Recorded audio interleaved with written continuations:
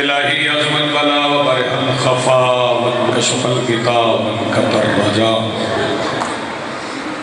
وزاقت العظم منعت السماء وانت المستعان الیک المشتقى وعلیک المعول فی الشدة والرخاء اللہم صلی علی محمد وآل محمد اولی الامر الذین فرضت علینا طاعتهم وعرفتنا بذلك منزلتهم ففرج عنا بحقهم فرجا عاجلا قریبا کلمح البصر وهو اقرب یا محمد یا علی یا علی یا محمد اکفیانی فإنکما کافیان وانصرانی فإنکما ناصران یا مولانا یا صاحب العصر والزمان الغوث الغوث الغوث ادرکنا ادرکنا ادرکنا الساعات الساعات الساعات العجل العجل العجل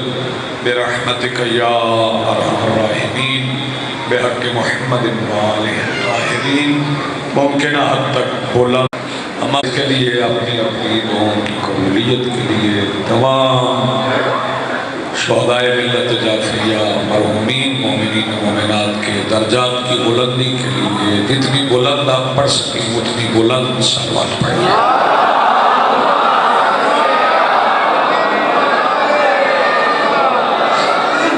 آج کی صبح ادائے صبح انتظار اور اس پر حاضر بلا تفریق مذہب و ملت و مسلک و عقائد و نظریات کربلا کی ریت کے ٹیلہ کے ممبر پر تشریف فرما خطیب نظریہ توحید کے استغاثہ پر لبیک کہنے والے غیرت مندوں کے دلوں میں موجود حرارت ولایت امیر المومنین کے وسیلہ سے درخواست گزار ہوں اپنے اس وارث کے حضور جو پردہ غیب میں زمانے کے علی کی حیثیت سے موجود ہے کہ کائنات کا مطلق العنان مدبر الامور اپنے رخ سے حجاب غیبت ہٹائے اور کعبہ کی چھت پہ کھڑے ہو کر کائنات کو سمجھائے کہ کعبہ کل بھی ہمارا تھا کعبہ آج بھی ہمارا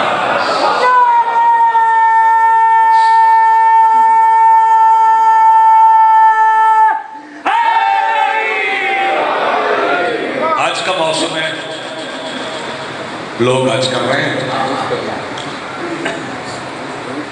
کثیر تعداد ہے حجاج کی جو مختلف ممالک سے بہت مہنگا مشکل سفر کر کے مناسک حج ادا کرنے کے لیے مکہ مکرمہ پہنچے کل سے وہ مکہ سے روانہ ہو گئے 8 ذی الحج چونکہ غلاف کعبہ بھی اٹھا دیا جاتا ہے غلاف کعبہ 8 ذی الحج کو جو حج پہ گئے ہیں وہ جانتے ہیں آمین سب کو مالک آپ کو بھی تمام مومنین مومنات کو مالک ہر سال زیارت کی سعادت نصیب غلاف کعبہ اٹھنے کے بعد تمام حاجیوں کو حج کرنے سے پہلے حج کے معنی معلوم کرنا چاہیے کہ حج کہتے کیسے حج کے معنی لفظی معنی حج کے کیا حج کے لفظی معنی غور سے دیکھیں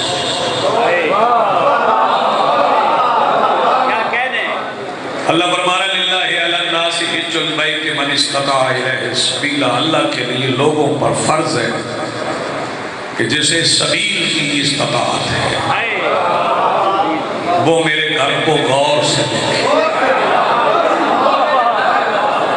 جسے سبیل کی استطاعت پیسوں سے حج نہیں ہوتا سبیل کی استطاعت سبیل کی استطاعت نہیں تو حج نہیں پہلے جان لو کہ سبیل کیا ہے ابو بصیر نے میرے مولا سے پوچھا تھا مولا یہ سبیل کیا ہے فرمایا ولایت جدی علی ابن ابی طالب سبیل اللہ میرے دادا علی کی ولایت اللہ کی سبیل ہے. اس کا مطلب ہے اگر دل میں علی کی ولایت نہیں تو حج نہیں. سبیل کی کیا مطلب اس کا بات ہے؟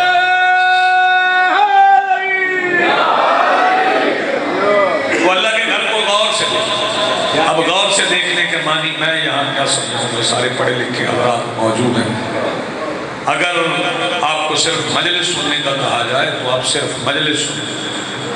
اور اگر آپ سے یہ کہہ دیا جائے کہ جائیے غازی چک والی بارگاہ کو غور سے دیکھیں، تو پھر آپ کو ایک ایک دیوار پہ غور کرنا پڑے گا، ایک ایک ستون پہ غور کرنا پڑے گا. ہاں، ایک ایک دیوار کو یاد کرنا پڑے گا. اور کعبہ کی دیواریں ہی 4 ہیں. جو بندہ 4 دیواروں کو دیکھ کے مکہ سے واپس آ جائے اور اسے علی کی مانگ کا نقش قدم نظر نہ آئے، اس نے حج نہیں.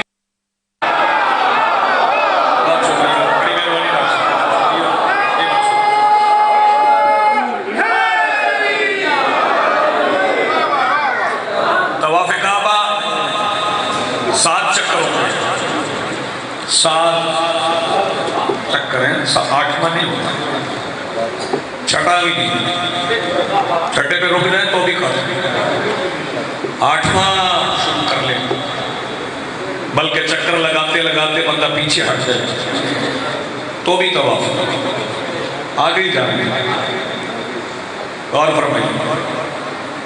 لیکن پہلے 7 نہیں ہوتے تھے.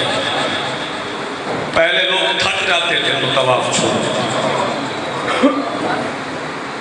اور پھر ایک زمانہ ایسا بھی تھا، 2 فکرے سے فضیلت کو سنیں. زمانہ ایسا بھی تھا کہ لوگ برہنہ طواف کریں.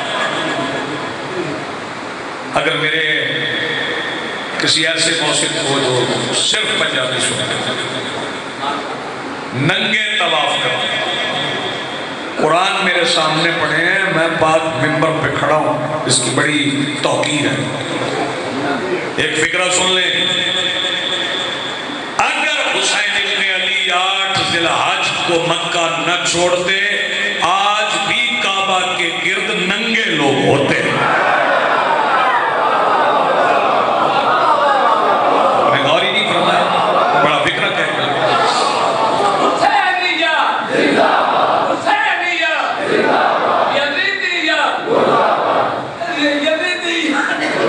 نعرہ حیدری. آپ یہ سلامت. حج کو سمجھ کرنے سے پہلے حج سمجھنا ضروری ہے. حج کو چند نقش قدم پہ غور کرنے کا نام ہے. مقام ابراہیم دیکھیں، ایک پیر کے نشان ہے، ایک نبی کے پیروں کے نشان ہے. اور ہمارا طواف مقام ابراہیم اور کعبہ کے درمیان ہے. اس کے باہر ہمارا طواف نہیں ہوتا. ہم دور سے یوں نہیں کرتے. ہمیں بوسا ہونٹ رکھ کے دینا پڑتا، ہاتھ رکھنے پڑتے، حجر اسود تک جانا پڑتا. بھیڑ جتنی بھی ہو رستہ لینا پڑتا. حجر اسود غیر معصوم کو رستہ نہیں دیتا. کہاں سن رہے ہیں؟ حجر اسود غیر معصوم کو رستہ نہیں دیتا. حجر اسود ان کے لیے رستہ بناتا ہے جن کے ہاتھ پہ کلمہ پڑتا ہے. پتھر کلمہ پڑھیں جس کے ہاتھ پہ، اسے حجر اسود رستہ دیتا ہے. وہ مقام ابراہیم ہے جس پہ جناب ابراہیم کے پیر کا نشان ہے. وہاں چشمہ زمزم ہے. جلدی جلدی گزر رہا ہوں ورنہ یہ پورا عشرہ ہے. چشمہ زمزم ہے جو جناب اسماعیل کے پیروں سے نکلا. جناب اسماعیل کے نازک نازک پیروں سے نکلا. جسے سمجھ نہیں آ رہی عظمت اسماعیل کی، وہ آج گھر چلا جائے نا، اگر کسی کا بیٹا، کسی کا پوتا، کسی کا بھتیجا، کسی کا بھانجا صاحب کا چند سال کا ہے یا چند دن کا ہے، تو اس کی ایڑی پکڑ کے بدلی زمین پہ مارے، ماں سے تھپڑ پڑے. بچے کی ایڑی زخمی کر دی. لیکن پاک ممبر پہ کھڑا ہوں، اسماعیل نے ایڑیاں رگڑی تھی تو زمین کی رگوں میں ریگتا ہوا پانی زمین کی جبین تک آ گیا. اور بات یہاں رک گئی. توجہ، فکرہ اگلا سنیے فضیلت کا. جناب اسماعیل نے ایڑیاں رگڑی تو مکہ میں پانی نکل آیا. پانی صرف مکہ میں نہیں نکلا. میرے 8ویں امام جب نیشا پور پہنچے تھے تو لوگوں نے کہا تھا مولا یہاں پانی نہیں ہے. فرمایا میں نے کوئی ایڑیاں رگڑنی ہے.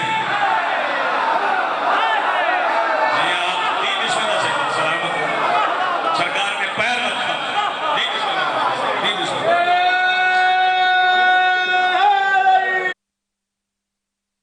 مولا رضا نے پاؤں رکھا تو پانی نکل آیا.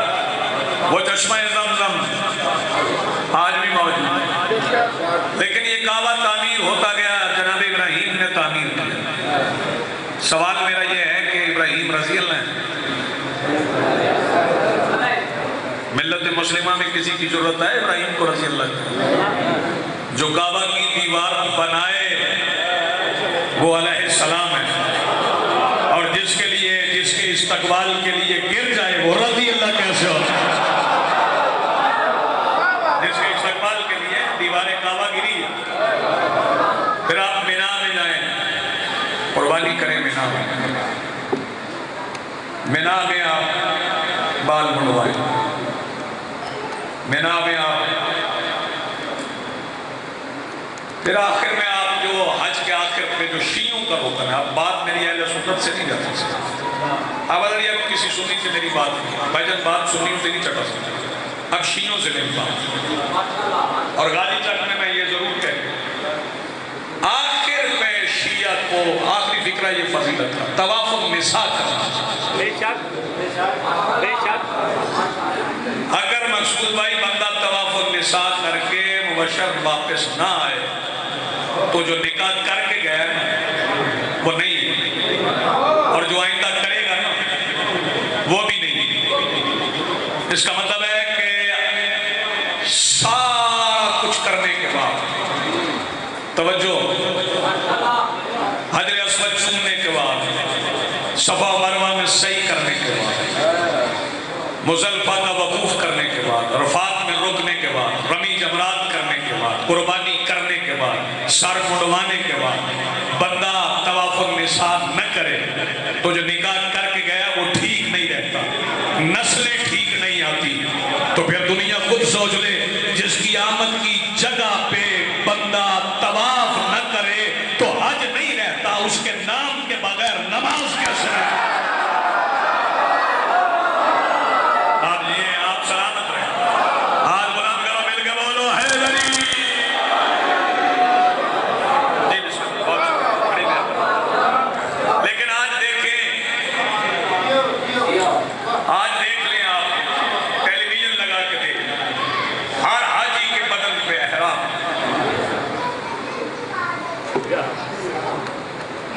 دل میرا ڈوب رہا ہے یہ فکر کے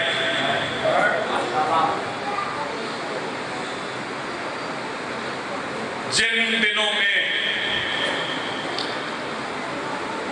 گورے کالے حاجیوں کے بدن پہ احرام ہے, اس دن عقیل کا بیٹا بغیر کفن کے پڑا.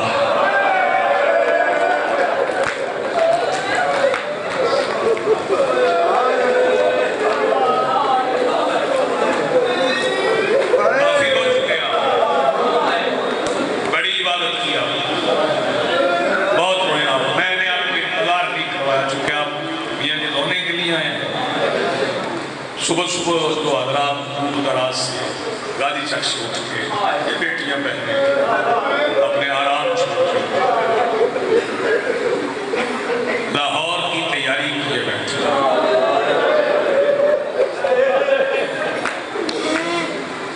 وہ تقریریں سننے نہیں آج لوگ آئے, آج تو لوگ پرسہ کرتے ہیں ماتم رونے ہیں.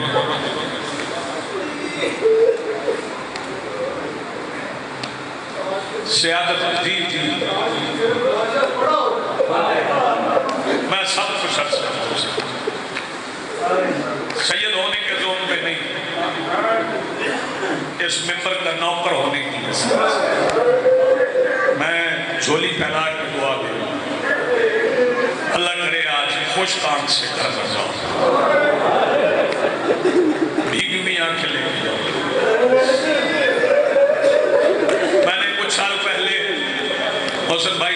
بھی صبح مجلس کروا لیتے ہیں آپ. انہوں نے کہا نہیں ہمارا مسئلہ ہے مجلس کے بعد ہم نے جانا ہوتا ہے. کہاں؟ کہنے لگے لاہور. لاہور ہے.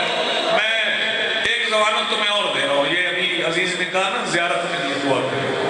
مشکل نہیں ہے زیارت. جس کے پاس زیادہ پیسے نہیں ہیں نا وہ لاہور چلا جائے.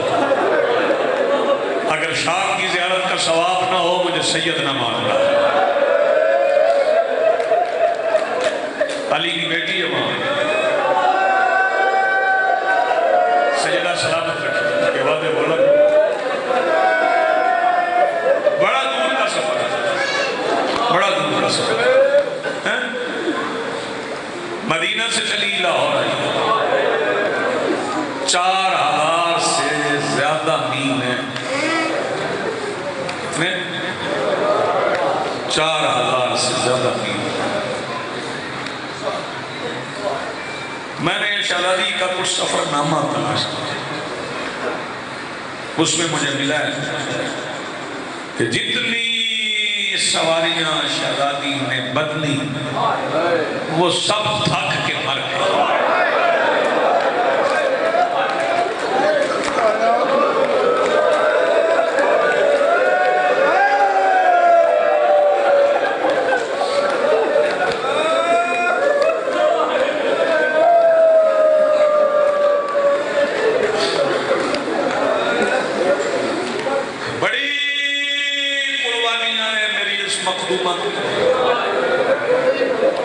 بڑی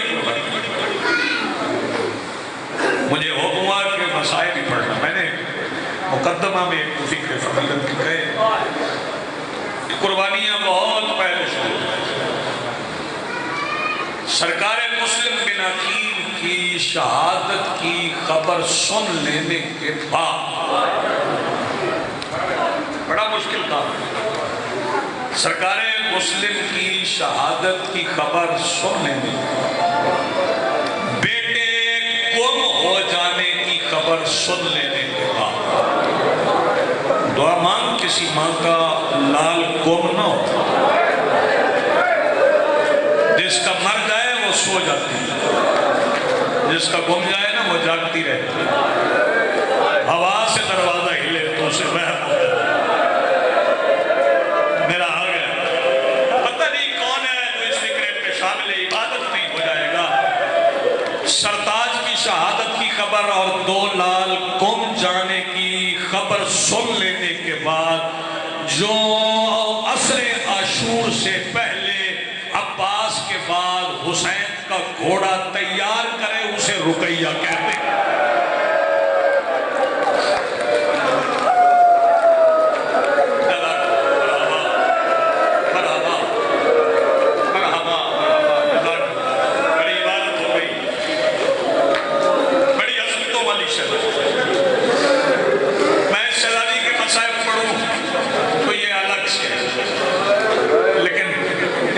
شہادت سنا گے.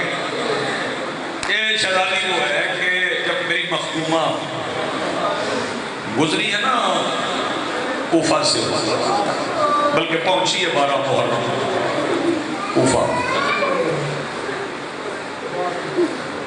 یہ غازی چک میری خطابت کا درس ہے. میں نے یہاں سے بہت کچھ سیکھا ہے. میں یہ ایک فکرہ کہنا چاہتا ہوں. یہ بڑی عظیم بارگاہ ہے اور جہاں میرا فکرہ ضائع نہیں. جب کوفہ کے صدر دروازے پہ شہزادی پہنچی نا تو سرکار مسلم بن عقیل کا سر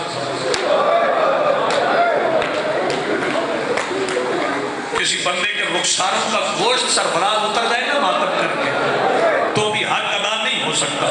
میں پاک ممبر پہ کھڑا ہوں. رکھ میرے سر پہ قرآن.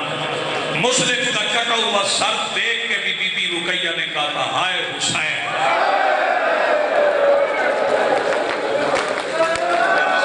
آپ کی دعا زندگی آپ کی سلام. ہائے حسین. یہ ہے مودت, یہ ہے اطاعت, یہ ہے امام سے محبت. سامنے سرتاج کا کٹا ہوا سر اور شہزادی کہہ رہی ہے ہائے حسین. اور جب کوفہ میں داخل داخل ہوئی اس تہ خانے کے قریب سے گزری. شہزادے تہ خانے میں قید تھے, سال بعد شہادت ہوئی.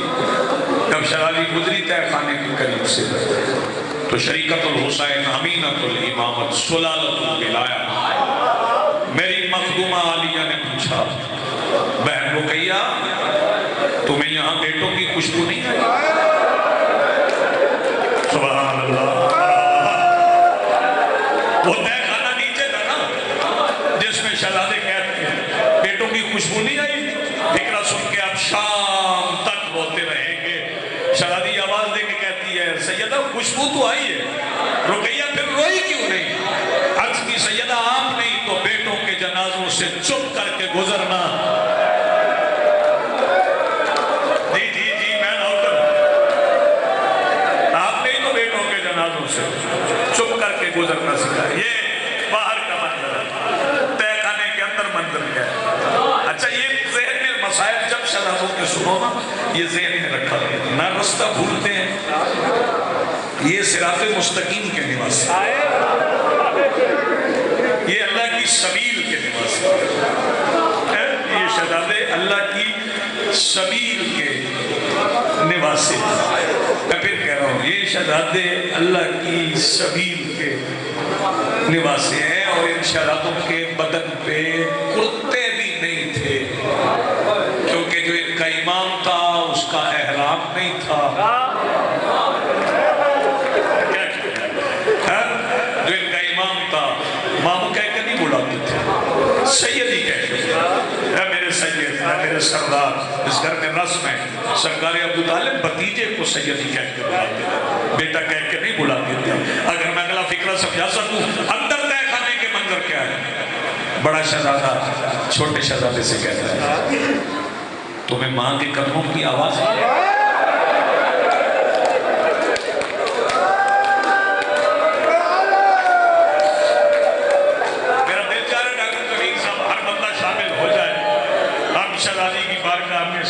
کرسے کا سجدہ پیش کر لیں.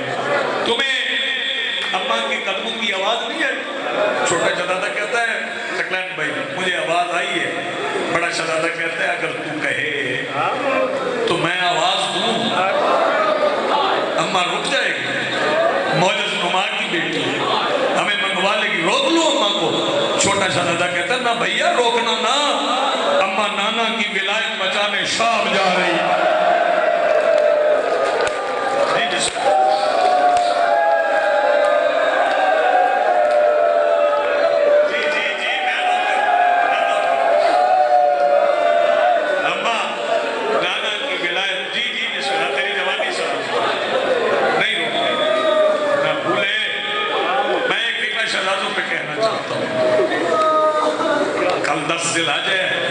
بندے آپ کو کہیں گے نہیں 11 کو شہادت ہے, 12 کو شہادت ہے. لوگ عید خوشی سے منانے کے لیے آپ کو ادھر ادھر پھول پھلیوں میں ڈالیں گے.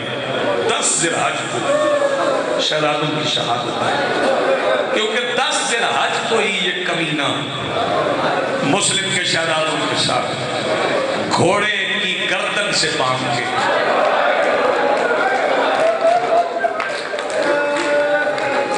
ظفر شاہ میں روایت پڑھوں گا, کسی جوان کے سر کی دل کی دھڑکن بند ہو جائے گی اگر میں نے ساجد علی روایت پڑھ دی. میں پاک ممبر پہ کھڑا ہوں, اس طرح لے گیا تھا شہزادوں کو ابن زیاد کے تخت تک پہنچتے پہنچتے محمد اور ابراہیم کے سارے بال ٹوٹ گئے تھے.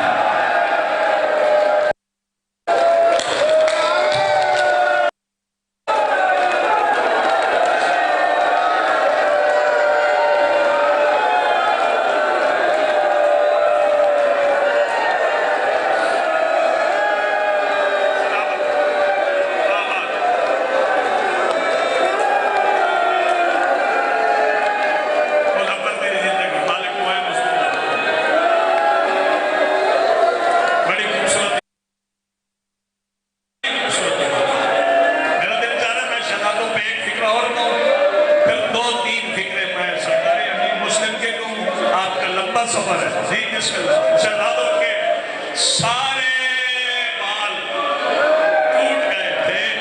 اور مقصود بھائی میں کیا فکرہ پڑھوں, ابن زیاد سے سے بڑا ملعون اس کائنات میں کوئی نہیں ہے۔ اس نے حرامزادے حارث نے جب رقیہ کی جوڑی کے سر ابن زیاد کے سامنے رکھے نا، کہتا دے انعام، میں مسلم کے لال لے آئے ہوں۔ یہ لائن پلٹ پلٹ کے دیکھتا ہے، کہتا ہے یہ نہیں ہے وہ۔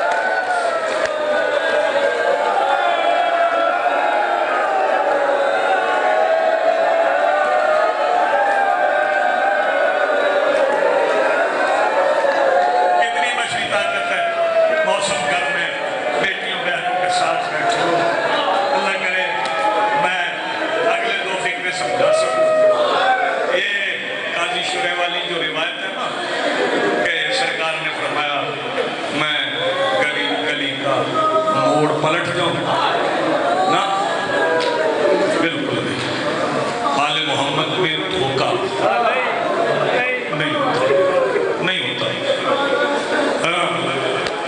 سرکار امیر مسلم نے محمد ابراہیم سے کہا تمہاری ماں نے مجھے تمہیں میرے ساتھ تیار کر کے بھیجا، تم نے 2 قربانیاں دی دی، بابا ہو تم، فرمایا کوفہ کی گلیوں میں گم ہو جاؤ۔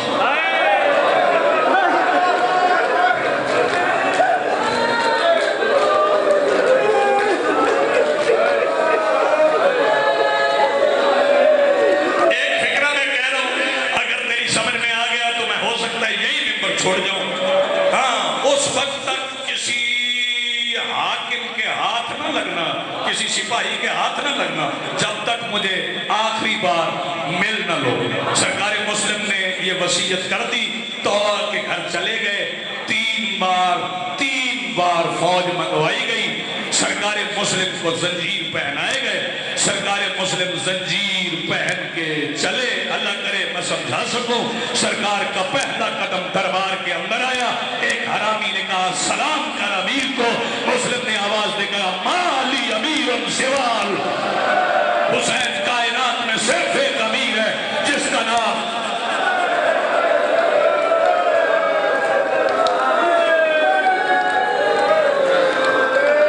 آپ رو پڑے، جوان رو پڑے، جس فکر کے لیے میں محنت کر رہا ہوں اس کے قریب آ گئے۔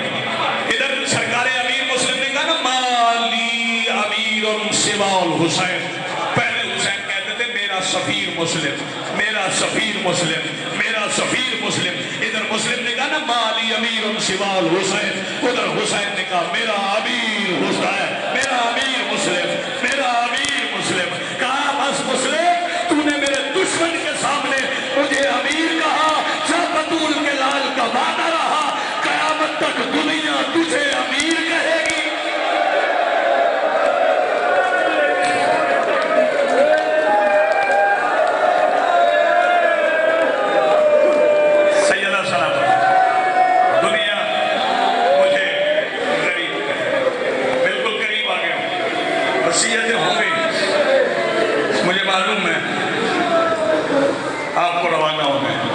سرکار مسلم نے وصیت کر آخری وصیت، مجھے نماز پڑھنا، یہ لائن جلات سے کہتا لے جاؤ دارالامارہ کی چوٹی پہ پڑھواؤ مسلم کو نماز۔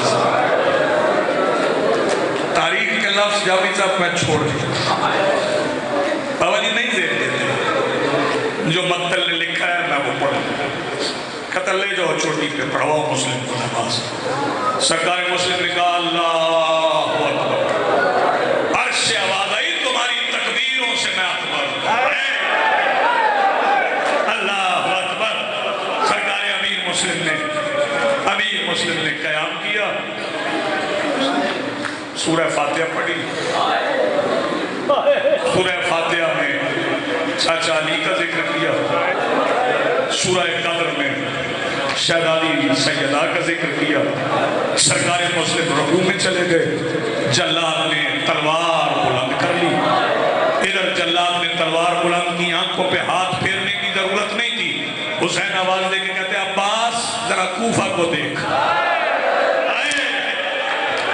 جب عادل کر سکے عباس ذرا کوفہ کو دیکھ. میرے مولا عباس نے کوفہ کی طرف دیکھا. دونوں ہاتھ مولا عباس کے حسین بادشاہ کے پیروں پہ آئے. ایک بار کوفہ جانے کی اجازت دیجئے. سرکار حسین بادشاہ آواز دے کے کہتے ہیں عباس لڑنا چاہتے ہو؟ عباس کہتے ہیں مولا آپ کی اجازت کے بغیر سانس نہیں لے سکتا, لڑ کیسے سکتا ہوں؟ پھر عباس چاہتے کیا ہو؟ عباس کہتے ہیں مولا صرف چاہتا یہ ہوں, دارالامارہ کی چوٹی بڑی بلند ہے, ابھی تلوار چل جائے گی میرے بھائی کا سر گر جائے گا, بازار کی زمین بڑی سخت ہے. سرکار نے فرمایا تو نے دارالامارہ کی چوٹی دیکھی ہے, بازار کا فرش نہیں دیکھا, وہاں کوئی تجھ سے پہلے پہنچ گیا ہے. سرکار عباس نے دیکھا, آنکھیں بند کر لی.